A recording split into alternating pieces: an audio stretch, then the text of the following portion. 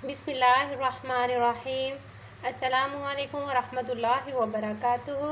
Viewers, आप देख रहे हैं YouTube channel cooking with Malik family. मैं हूं मिसेज़ मलिक आपके साथ। उम्मीद करती हूं आप बिल्कुल ठीक ठाक होंगे और अल्लाह ताला के करम से और फजल से अपनी ज़िंदगियों को भरपूर तरीके से गुजार रहे होंगे। अल्लाह ताला की ज़ात अपना करम अपना फजल हमेशा यूं ही आप पर बनाए रखे, आमीन।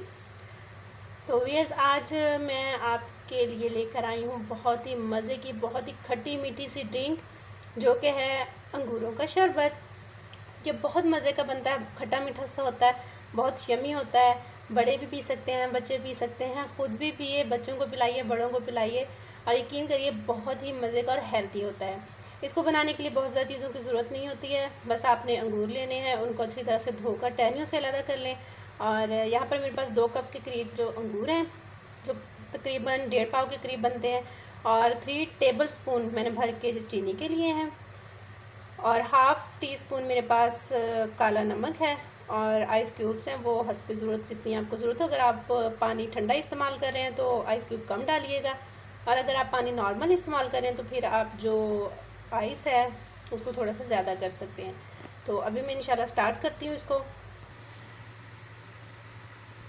तो व्यूअर्स, हम यहाँ पर स्टार्ट करते हैं अपनी अंगूरों को शरबत। बिस्मिल्लाहिर्रहमानिर्रहीम। सबसे पहले हम अंगूर शामिल कर देंगे। अब ये चीनी शामिल कर देंगे, नमक शामिल कर देंगे, और ये आइस। और यहाँ पर जितने अंगूर हैं उस हिसाब से मैं इसमें तकरीबन 1.5 गिलास के करीब पानी ऐड कर रही हूँ। बिस्मिल्लाह। और अब इसको ब्लेंड कर लेंगे। व्यूअर्स, माशाल्लाह से हमारी ड्रिंक बन के बिल्कुल तैयार हो चुकी है। आप देख सकते हैं कि माशाल्लाह ये कितनी ज़बरदस्त दिखने में लग रही है, और ये पीने में भी उतनी ही मज़े की है। यहाँ पर जो हमने काला नमक ऐड किया उसकी वजह से इसका टेस्ट जो है बहुत बढ़ गया है। आप दूसरा नमक भी ऐड कर सकते हैं, लेकिन जो काला नमक है उसकी तो बात ही क्या है, उससे तो बहुत मज़े की ड्रिंक हो जाती है।